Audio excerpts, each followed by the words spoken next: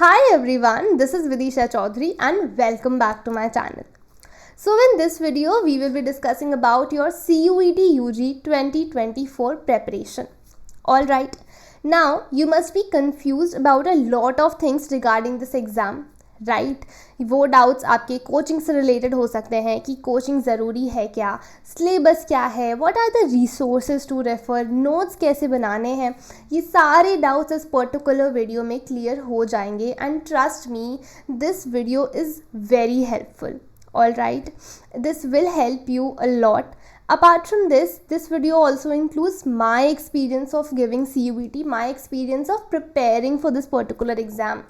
ठीक है, मैंने किस तरह से प्रिपेयर किया था, मैंने कैसे एडमिशन लिया DU में, लेडी श्री राम कॉलेज में.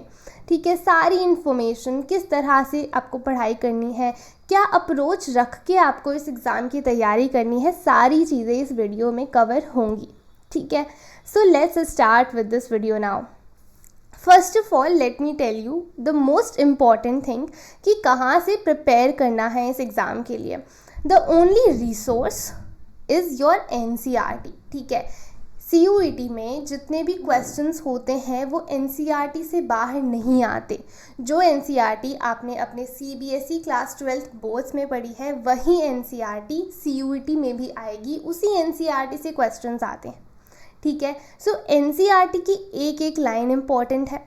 दूसरी चीज़ आपको क्या करनी है, जब आपका एग्ज़ाम आने वाला होगा उससे पहले you have to solve mock test. Only these two things are required for this exam, that is NCERT and mock test. ठीक है, ये दो चीज़ों से आपकी CUET की प्रेपरेशन बिल्कुल परफेक्ट और बिल्कुल अच्छे तरीके से हो जाएगी. Trust me, this is what I did. ठीक है, मैंने सिर्फ और सिर्फ NCERT पढ़ी थी और लास्ट के करीब एक हफ्ते या 10 दिन में मैंने मॉक टेस्ट सॉल्व किए थे. ठीक है, आगे आते हैं कोचिंग के बारे में. कोचिंग ज़रूरी है क्या? क्या मैंने कोचिंग ली थी? मैंने कोचिंग नहीं ली थी. I didn't do any kind of coaching for any domain और for any language test. General test मैंने नहीं दिया था. ठीक है, बिकॉज जो भी मुझे कोर्सेज चाहिए थे दिल्ली यूनिवर्सिटी में वो जनरल टेस्ट डिमांड नहीं कर रहे थे. ठीक है, सो आई थॉट अगर मैं जनरल टेस्ट देती भी हूँ तो मेरा जो फोकस है वो डोमेन्स या लैंग्वेज से डिस्ट्रैक्ट होकर उस तरफ चला जाएगा, तो मैंने उसका टेस्ट नहीं दिया था. I only gave test for domains and language test. ठीक है, अब देखो कोचिंग बिल्कुल भी ज़रूरी नहीं है. मैं ऐसा क्यों बोल रही हूँ? बिकॉज सबसे पहली बात, CUET में सिर्फ और सिर्फ NCERT से आपके क्वेश्चंस बनेंगे. ठीक है, तो आप NCERT पढ़ें. NCERT में भी आपने आधे से ज़्यादा NCERT तो अपने CBSE बोर्ड्स के लिए ही पढ़ ली है. आपको सिर्फ और सिर्फ क्या करना है, जो डिलीटेड चैप्टर्स हैं उनको पढ़ना है और NCERT का रिपीटेडली रिविज़न करना है. थोड़ी सी जो माइन्यूट डिटेल्स होती हैं, टाइमलाइंस होती हैं, इंपॉर्टेंट पर्सनालिटीज़ होती हैं, वो करनी है, जिनके बारे में मैं आगे अभी आपको बताऊँगी. ठीक है, तो सिर्फ NCERT आती है. आप मॉक टेस्ट ऑनलाइन ले लीजिए, बहुत ज़्यादा एक्सपेंसिव नहीं होते. ठीक है, आप ऑनलाइन मॉक टेस्ट सॉल्व करिए. अपार्ट फ्रॉम दिस, अगर जनरल टेस्ट की बात आती है, general test particularly for this general test आप कोचिंग ले सकते हैं. But I would suggest YouTube पे भी काफ़ी रीज़नेबल प्राइसेस पे अच्छे अच्छे टीचर्स जनरल टेस्ट की तैयारी करा रहे हैं, दैट टू ऑनलाइन, जो आपका टाइम बहुत ज़्यादा सेव करेगा. आप वो भी कर सकते हैं, या फिर अगर आप ऑफलाइन कोचिंग करना चाहें आप वो भी कर सकते हैं. But for language and for domains I will not recommend you कि आप कोचिंग लो, बिकॉज वो बिल्कुल ज़रूरी नहीं है. ठीक है, I am seeing this from my experience. समझ में आया? अब आते हैं मेन टॉपिक पे, दैट हमें प्रेपरेशन करनी कैसे है. ठीक है, बिना कोचिंग के प्रिपेयर करेंगे और बहुत अच्छे से प्रिपेयर करेंगे. All right, now I am assuming that काफ़ी सारे बच्चों के एग्ज़ाम्स ख़त्म हो चुके हैं, बोर्ड एग्ज़ाम्स. ठीक है, तो आपके पास अगर आप 1 अप्रैल से भी प्रेपरेशन स्टार्ट करते हैं, अराउंड 45 डेज़ आपके पास रहते हैं. ठीक है, एंड ये जो 45 डेज़ है ना, ये बहुत सफिशेंट है अच्छी प्रेपरेशन करने के लिए CUET की. ठीक है, अब देखो स्टेप बाय स्टेप बताऊंगी दैट हमें क्या क्या करना है, कैसे कैसे करना है. सबसे पहले most important thing is that अपना सिलेबस उठाओ, सिलेबस को अच्छे से देखो और एनालाइज करो, और हो सके तो अलग से एक पेपर पे लिख लो। ऐसा मैं क्यों बोल रही हूँ, बिकॉज CUET का अगर आप सिलेबस देखेंगे तो काफ़ी सारे ऐसे टॉपिक्स भी आपके एग्ज़ाम में पूछे जाएंगे जो आपके CBSE के बोर्ड एग्ज़ाम में नहीं थे, एंड ऐसे टॉपिक्स जो आपकी नई NCERT में से भी डिलीट कर दिए गए हैं, नई NCERT में नहीं है, वो पुरानी NCERT में है। ठीक है, तो इसके लिए आपको थोड़ा सा सिलेबस को अपने हिसाब से लिखना पड़ेगा। दूसरी चीज़ क्या है कि चैप्टर्स के नाम बदल दिए हैं। ठीक है, तो अगर आप अपने हाथ से एक पेपर पे सिलेबस लिख लेंगे, ठीक है, चैप्टर एंड टॉपिक्स, वहाँ क्या होगा दैट आपके दिमाग में आपका सिलेबस अच्छे से बैठ जाएगा और आपको कन्फ्यूजन नहीं होगा। ठीक है, इसके अलावा एक बहुत इंपॉर्टेंट बात ये है that with in the chapter भी काफ़ी सारे टॉपिक्स ऐसे हैं जो नई NCERT में नहीं है, तो उन्हें आपको हाईलाइट करना पड़ेगा दैट ये जो टॉपिक्स हैं, ये जो पर्टिकुलर चैप्टर्स हैं, वो आपकी ऑन प्रायोरिटी पे होने चाहिए। ठीक है, दे शुड बी और प्रायोरिटी की सबसे पहले ऐसे टॉपिक्स हम निपटा के ख़त्म करें जो आपके एग्ज़ाम में, CBSE के एग्ज़ाम में, बोर्ड एग्ज़ाम्स में नहीं आए थे।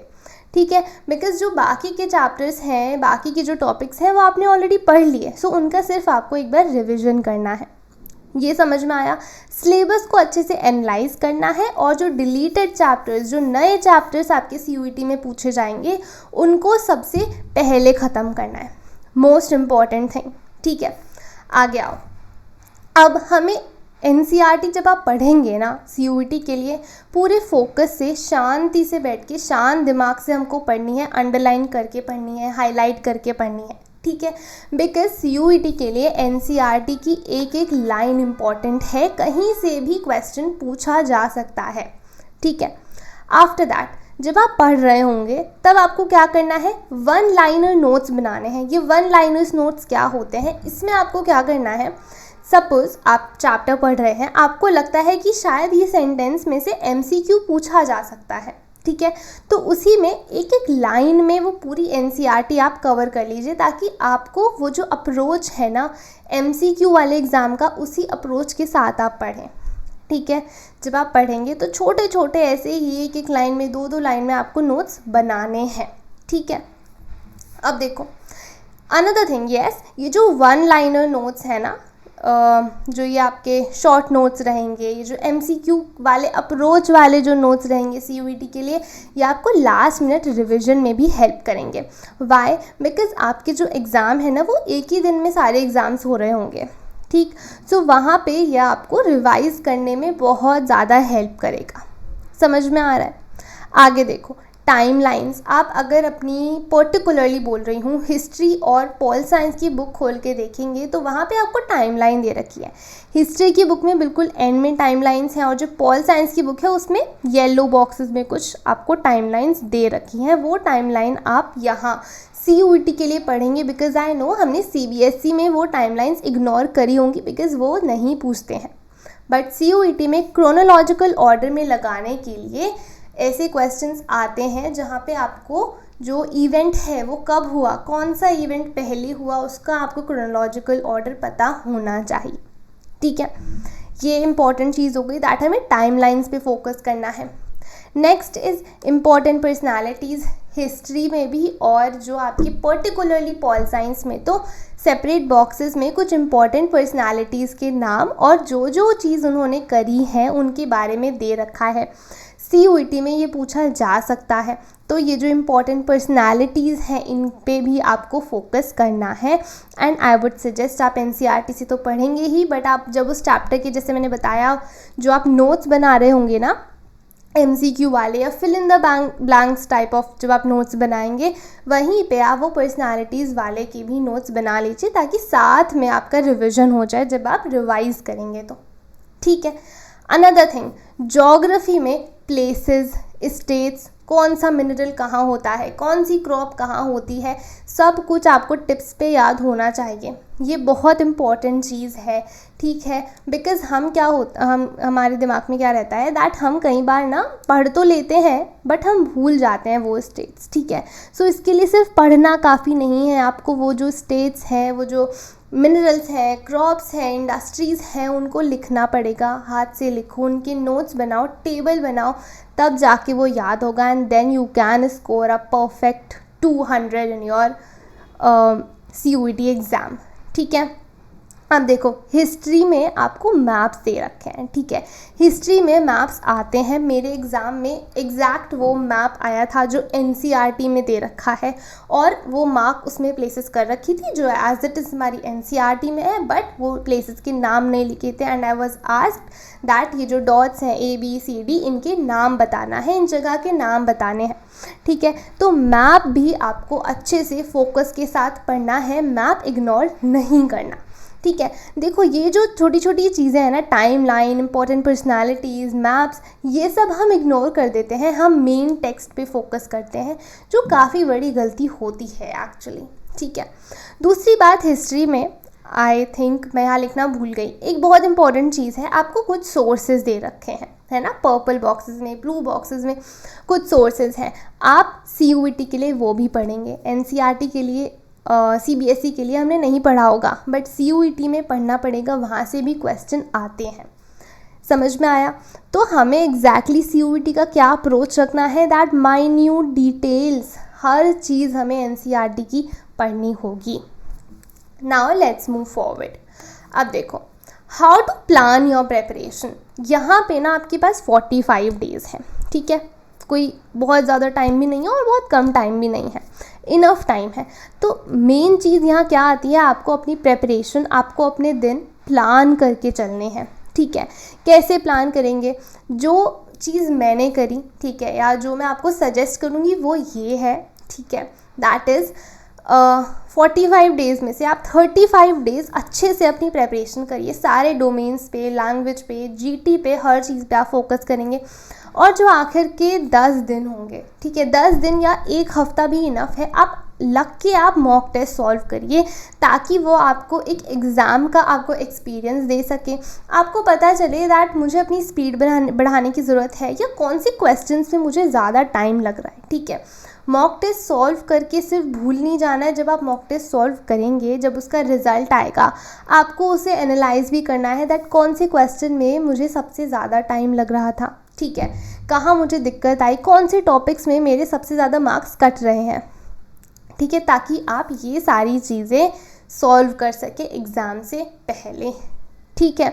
अब कई बार क्या होता है, ये काफ़ी मिसकंसेप्शन रहता है हमारे माइंड में, दैट हम काफ़ी सारे मॉक टेस्ट करके चले जाएंगे और अच्छे मार्क्स आ जाएंगे। नहीं, हम ना जब मॉक टेस्ट करेंगे, ये जो माइंडसेट रहता है दैट सिर्फ मॉक टेस्ट हो जाएंगे बहुत अच्छे से और सिर्फ डिलीटेड चैप्टर्स पढ़ लेंगे, हमारा CUET बहुत अच्छा चला जाएगा, ये बहुत गलत परसेप्शन है, ठीक है। बिकॉज हम ये माइंडसेट इसलिए बनाते हैं कि मॉक टेस्ट में से रिपीटेड क्वेश्चंस आएंगे CUET में, ठीक है। मैं मानती हूँ that limited number of question, 4, 5, 6, 7, 8 question CUET में रिपीटेड आ गए आपके मॉक टेस्ट से, बट बाकी के क्वेश्चन के लिए आपको NCERT से अच्छे से प्रिपेयर करना पड़ेगा। सो आई वुड से जो ये प्रेपरेशन का टाइम है ना, इसे बड़ा रखो, मॉक टेस्ट के टाइम को थोड़ा कम रखो, ठीक। अगर आप मॉक टेस्ट लास्ट में सॉल्व करते हो एक हफ्ते में, वो इनफ है, ठीक है।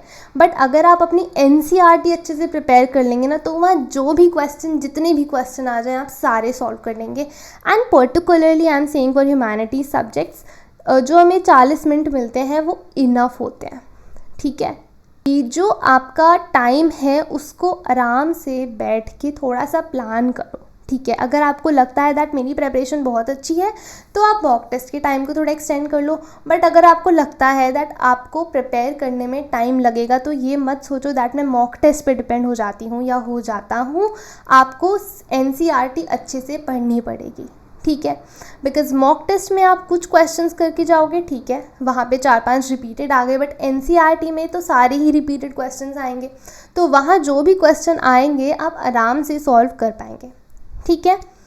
नाउ अब आपको क्या करना है, एक तो आपको अपना वीकली प्लान बनाना है, दैट एक वीक में आप क्या कर रहे होंगे, और डे वाइज प्लान बनाना है। डे वाइज प्लान में भी ना don't go for time table, ठीक है, दैट 11 से 12 ये, 12 से 1 ये, 4 से 5 ये, वो फॉलो नहीं हो पाता। रादर आपको क्या करना है, अपने दिन को स्केड्यूल करना है, टाइम में नहीं बांधना, ठीक है। अपनी प्रेपरेशन को स्केड्यूल करना है, प्लान करना है, टाइम में उसे बाउंड मत करो, ठीक है। कई बार क्या होता है, हमने सोच लिया मुझे 12 से 2 एक पर्टिकुलर टॉपिक करना है, बाय चांस उस टॉपिक में आपको टाइम लग रहा है, आप क्या करेंगे, ओके 2 बजने वाले हैं, फटाफट करना पड़ेगा, उसमें हमारा टॉपिक अच्छे से कवर नहीं हो पाएगा। ठीक, सो अपनी प्रेपरेशन को टाइम बाउंड मत रखो। आपको क्या करना है, 3 पार्ट्स में अपना दिन डिवाइड कर लो। भैया सुबह का टाइम हो गया, एक आफ्टरनून का, एक नाइट का, ठीक है। और ये कर लो कि भैया सुबह में मुझे क्या करना है, सुबह में मुझे डोमेन्स पढ़ने हैं, बिकॉज सुबह सुबह माइंड अच्छा रहता है, फ्रेश रहता है, याद अच्छे से हो जाएगा। दोपहर में मैं जनरल टेस्ट करूँगा या न्यूमेरिकल्स करूँगा, और जो नाइट है, रात में मैं अपना लैंग्वेज टेस्ट पे फोकस करूँगी। आप इस तरह से अपने दिन को डिवाइड करिए। डोंट डू दिस कि 12 से 2 इंग्लिश हो गया, 2 से 4 हिस्ट्री हो गया, 4 से 5 ज्योग्राफी हो गया। ऐसे डिवाइड नहीं करना, आपको इस तरह से करना है दैट मॉर्निंग में डोमेन का, आफ्टरनून में आप इसे चेंज भी कर सकते हैं। आप मॉर्निंग में जनरल टेस्ट की प्रेपरेशन करना चाहते हैं, आप मॉर्निंग में करिए। आप रात को डोमेन करना चाहते हैं, आप रात को डोमेन करिए, डिपेंड्स अपॉन यू, ठीक है। But I am saying that time bound preparation मत करो, उससे हमारे टॉपिक्स जल्दी कवर नहीं हो पाते, और जब हम वो टाइम टेबल फॉलो नहीं कर पाते ना, that actually leads to demotivation, ठीक है। तो हमारे 2 दिन ऐसे बर्बाद चले जाते हैं, यार कुछ नहीं हो पाया आज, ठीक है। So this is what I would suggest to you, and actually यही चीज़ें मैंने भी उस टाइम पर करी थी जब मैं CUET के लिए प्रिपेयर कर रही थी, ठीक है। ओनली थिंग इज़ दैट थोड़ा सा फोकस रह के प्रिपेयर करना है, बिकॉज NCERT जब हम पढ़ते हैं ना, तो हर एक चीज़ हमें पढ़नी पड़ेगी, बिकॉज CUET में वो कहीं से भी क्वेश्चन पूछ सकते हैं, राइट। सो थोड़ा सा फोकस रह के पढ़ना पड़ेगा, थोड़ा लगन से, मेहनत से तैयारी करनी पड़ेगी, बिकॉज तभी हमको आगे जाके रिजल्ट मिलेगा, ठीक है। बट ट्रस्ट मी, अगर आप ये चीज़ें फॉलो करते हैं, ठीक है, जो भी मैंने बताई है कोचिंग के बारे में, प्रेपरेशन के बारे में, then definitely you can get your dream university और योर ड्रीम कॉलेज, ठीक है। बहुत हार्ड नहीं है, काफ़ी सिंपल सी चीज़ें मैंने आपको बताई हैं। दैट पहले सिलेबस देखो, प्रायोरिटी पे क्या रखना है, माइन्यूट डिटेल्स पे फोकस करना है, मैप्स करने हैं, ठीक है। ये सारी छोटी छोटी चीज़ें हैं जो आपको दिमाग में रख के प्रिपेयर करनी है, and definitely you will be scoring perfect 100 on 100, या फिर आप जितने भी डोमेन्स का, आप जितने भी सब्जेक्ट का टेस्ट देंगे, ठीक है।